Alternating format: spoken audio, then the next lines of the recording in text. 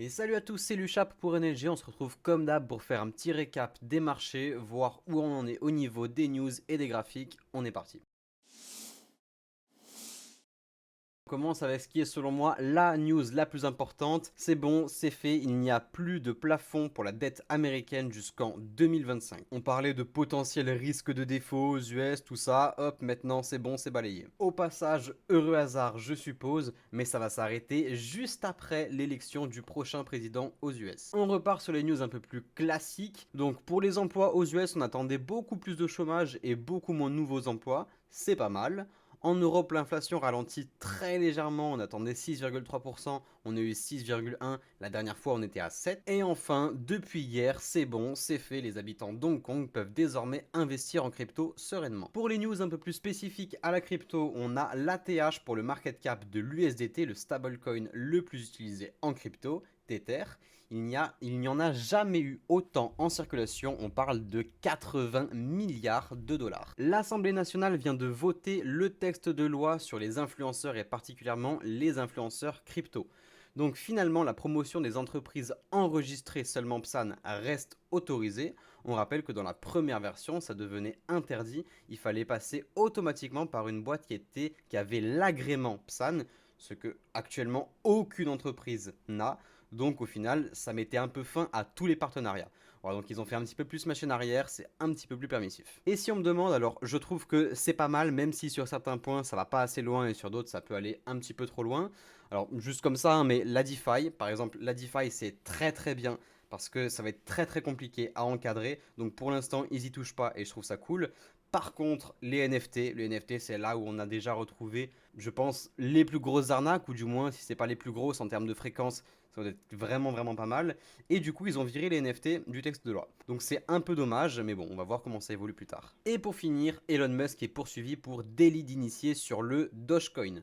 Il est soupçonné d'avoir encaissé 125 millions de dollars quand il a changé le logo de Twitter par celui du Doge pour la semaine du 1er avril, chose qui a automatiquement fait largement grimper le prix du Doge. Allez, du coup, on passe sur les graphes comme d'hab. On commence avec la TradFi, on verra les cryptos juste après.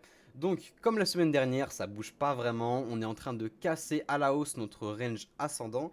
Et même si je pense qu'on va toujours aller chercher les 4300, l'ancien top daily, on est vraiment dans le pire endroit pour se positionner. On in pas ça, on attend une petite correction au minimum. Mais voilà, hein, vous voyez, quand je parle de range ascendant, donc c'est tout ce qu'on avait juste là. On est en train de le casser à la hausse, donc on est vraiment en train d'entrer dans une petite tendance haussière, du moins avec un momentum qui est clairement à la hausse. Et même du coup, si c'est vraiment exactement ce qu'on veut voir sur le long terme, sur le court terme, en tout cas, c'est pas du tout un bon setup pour entrer en position. Voilà, on attend toujours que ça corrige un minimum un petit peu. On va rechercher les moyennes mobiles ou alors les derniers lots, voilà, ce genre de niveau, des VWAP sinon. Je rappelle que les 4300, ça représente grosso modo l'ancien top qu'on a en daily, hein, hop, juste là.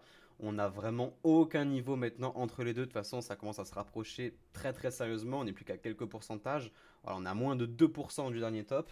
Donc c'est très très bien. C'est très très bien et je vois vraiment pas vraiment d'obstacles qui nous empêcherait d'y aller. Donc pas besoin de se la jouer très agressif, le trend following fait très très bien le taf. Pour ceux qui sont déjà dans le bateau, on attend, on remonte le SL et on prend des profits petit à petit sur la montée et on recommence ça en boucle, en boucle, en boucle. Sans la moindre surprise, le Nasdaq est toujours beaucoup trop chaud. Si rien ne change et qu'on n'a pas de giga news entre temps, je vois pas ce qui pourrait l'empêcher d'aller directement à 15K. Idem que sur le S&P, hein, le momentum, la tendance est vraiment très très très très forte. On part vraiment vers le nord en ligne droite. Donc bah, exactement comme le S&P, je peux absolument pas vous dire qu'on est dans une bonne zone pour rentrer. Ouais, après être parti en ligne droite comme ça, hein, c'est pas du tout le genre de choses qu'on veut voir pour longue. Mais en attendant, si vous êtes déjà dedans, eh bien profitez, on lève les bras, on attend, on prend ses profits et on remonte son stop loss petit à petit. Bon, et du coup, vous l'avez remarqué, mais c'est clairement pas une bonne période pour être bull sur le dollar. L'indice dollar se fait casser la gueule pendant que le S&P et le Nasdaq crèvent le plafond. Et curieusement, ça n'a pas énormément profité à la crypto. Vous pouvez voir sur des journées comme hier où le dollar s'est vraiment fait arracher, le S&P, le Nasdaq sont montés en flèche, et pendant ce temps, la crypto, le Bitcoin, eh ben, il s'est pas passé grand chose. Allez, du coup, on passe enfin sur nos cryptos. Alors, personnellement, je suis en train de repasser boule petit à petit.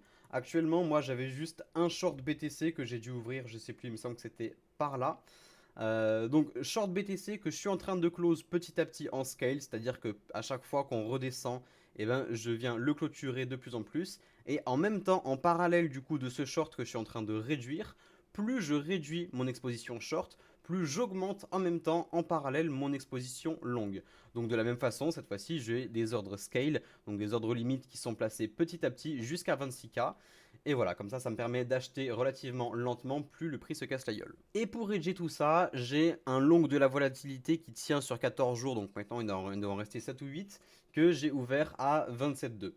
Donc voilà, c'est mon max pain price, on va dire. Et ça m'a permis de hedger d'une part mon short, de ne pas me faire trop arracher sur toute cette montée, et de deux, pour mon long que je suis en train de construire petit à petit, idem. Bon alors petite remarque aussi, j'en parle tout le temps, donc j'espère que vous l'avez remarqué assez rapidement. Mais quand je dis que les VWAP sont des très très bonnes zones d'entrée, c'est pas pour rien. Regardez exactement ce qu'on a eu juste là, donc cette fois-ci sur la VWAP quarter, en plus avec une belle bougie rouge, avec une énorme mèche juste là. Donc voilà, encore une fois, une très bonne zone. Personnellement, j'étais pas devant les graphes à ce moment-là cette journée, donc je l'ai laissé passer. Mais c'est pas grave, des opportunités comme ça, il y en aura plein d'autres. Donc pourquoi est-ce que je repasse boule petit à petit sur le BTC? Alors c'est très très simple, ça va se jouer surtout au niveau du CVD PERP.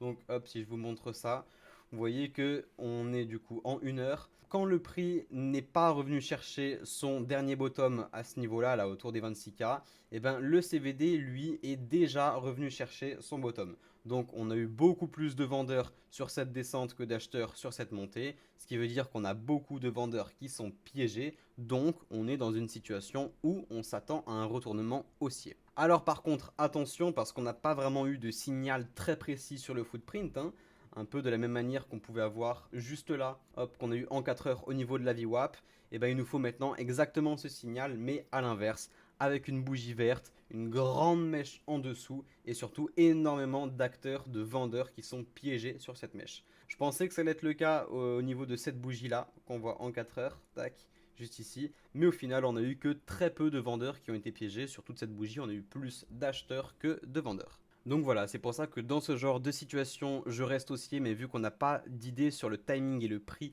précis sur lequel on veut entrer, vraiment avoir un beau signal, et ben juste je lance un scale jusqu'au dernier lot qu'on a, et voilà, j'attends. Si on a par exemple un signal qui va se déclencher, peut-être, j'ai dit peut-être une bêtise, hein, mais vers les 26 500, et ben dans ce genre de cas, je vais cancel tout le reste de mes scale buy pour d'un seul coup venir buy en une seule fois tout ce que j'étais censé racheter plus bas. Sinon en termes de size, je pense que je vais clairement pas y aller très très fort pour une raison, tout simple, hein, mais le fait de commencer à accumuler les bottoms dans cette zone là me plaît pas trop, et plus on en accumule, plus je me dis qu'on peut aller les chasser salement.